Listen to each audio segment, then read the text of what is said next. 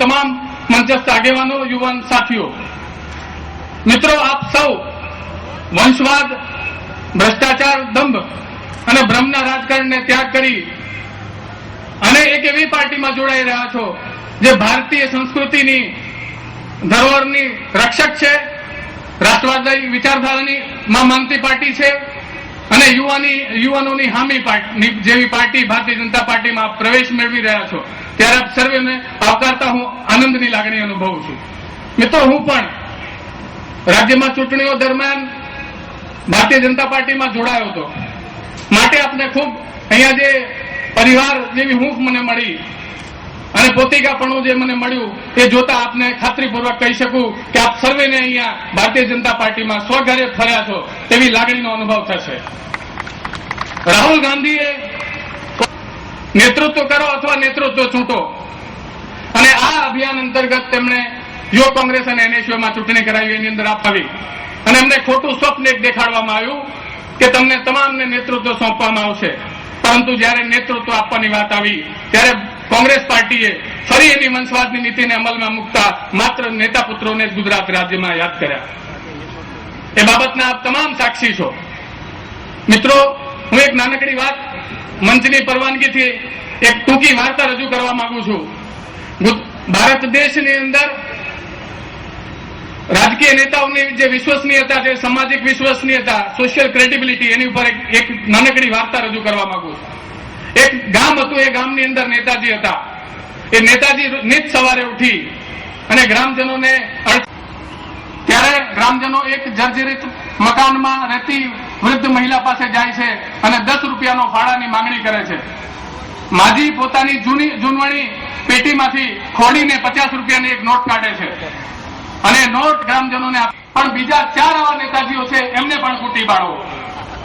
આ દેશની અંદર, આપણા દેશમાં રાજકીય નેતાઓની જે વિશ્વસનીયતા છે એ ભ્રષ્ટાચાર, વંશવાદ અને ખુરશી ભક્તિના કારણે ખૂબ ઘટી ગઈ છે. એવા સમયે આ દેશની અંદર આપણા મુખ્યમંત્રી 2 બાબતો જ અગત્યની હોય છે: શિક્ષણ અને રોજગાર. યુવાઓના હિતને કેન્દ્ર સ્થાને રાખી કામ કરતી માનનીય નરેન્દ્રભાઈ મોદીની સરકારે ગુજરાતની અંદર જ્યાં 2001માં 11 યુનિવર્સિટીઓ કાર્યરત હતી, ત્યાં 41 નવી આંતરરાષ્ટ્રીય કક્ષાની યુનિવર્સિટીઓને કાર્યરત કરવાનું કામ કર્યું. સાથે સાથે અજીત વાઢેર, ઉપપ્રમુખ ગુજરાત પ્રદેશ એનએસયુઆઈ, સ્મિત દરજી, મહામંત્રી ગુજરાત પ્રદેશ એનએસયુઆઈ, દિનેશ જાદવ, મહામંત્રી આણંદ લોકસભા યુથ કોંગ્રેસ, સચિન પટેલ, પ્રમુખ સાબરમતી વિધાનસભા યુથ કોંગ્રેસ, સંજય ગુર્જર, પ્રમુખ અમરાઈવાડી વિધાનસભા યુથ કોંગ્રેસ, નરેશ દેસાઈ, પ્રમુખ નારણપુરા વિધાનસભા યુથ કોંગ્રેસ,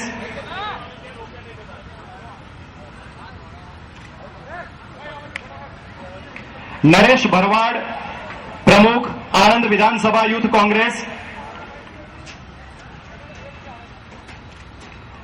આલાપ હર્ષ પરમાર, મહામંત્રી નારણપુરા વિધાનસભા યુથ કોંગ્રેસ,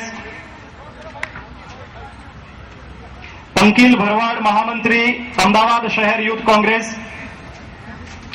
ધર્મેન્દ્ર રજનીકાંત પટેલ, મહામંત્રી, અજીતસિંહ દાયમા, જિલ્લા ઉપપ્રમુખ જુનાગઢ એનએસયુઆઈ,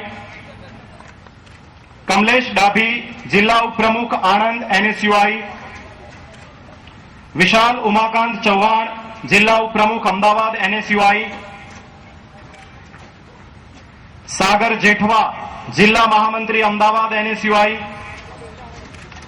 સાગર શુક્લ, જિલ્લા મહામંત્રી સુરત એનએસયુઆઈ, વનરાજસિંહ ડોડિયા, જિલ્લા મહામંત્રી જુનાગઢ એનએસયુઆઈ, દિલીપસિંહ ઝાલા, પ્રમુખ ગુજરાત યુનિવર્સિટી એનએસયુઆઈ, દીપ બારોટ, ઉપપ્રમુખ અમદાવાદ શહેર એનએસયુઆઈ, કૃણાલ સુરી, પ્રમુખ ITI Maninagar College NSUI, Bhagirathsinh Gohil, sarpanch Panvi ગામ ભાવનગર, માજી જિલ્લા મંત્રી ભાવનગર એનએસયુઆઈ, રણજીતસિંહ સોલંકી, માજી senate member Gujarat University NSUI. Bharat માતા કી. માનનીય મુખ્યમંત્રી શ્રીનું 6 ફૂટના ફૂલહારથી યુવા નેતાઓ સ્વાગત કરી રહ્યા છે. માનનીય મુખ્યમંત્રી શ્રી પ્રત્યેના આદર ભાવ અને અહોભાવને પ્રગટ કરતા યુવા નેતાઓ તેમનું શાલ ઓઢાડી સન્માન કરશે. સર્વે યુવા નેતાઓ માનનીય મુખ્યમંત્રી શ્રીને શાલ ઓઢાડી સન્માનિત કરી રહ્યા છે.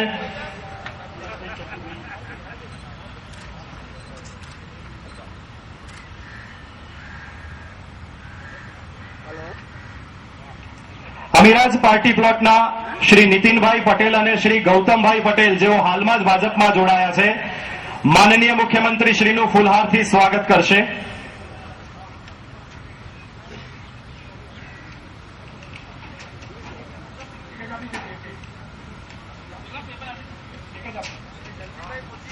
આજે યુવાનોને સાચો માર્ગ ચીંધી સાચી રાહ બતાવનાર આપણા સૌના લાડીલા માનનીય પૂર્વ નાયબ મુખ્યમંત્રી શ્રી નરહરીભાઈ અમીનનું શ્રી આકાશ આઈ પટેલ ફૂલહારથી સ્વાગત કરેન માડમનું સ્વાગત કરશે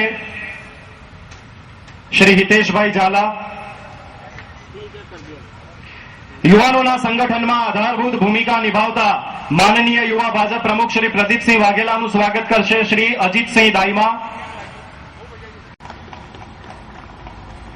મિત્રો, ભારતીય જનતા પાર્ટી એ માત્ર મેમ્બરશીપ આધારે ચાલતી પાર્ટી નથી. ભારતીય જનતા પાર્ટી એ મેમ્બરશીપની સાથે રિલેશનશીપની પાર્ટી છે. અને આજે જયારે આપ ભાજપમાં આવ્યા છો ત્યારે મારો અને તમારો સંબંધ ભાજપનો અને તમારો સંબંધ 5 રૂપિયાની પાવતી પૂરતો સીમિત નથી.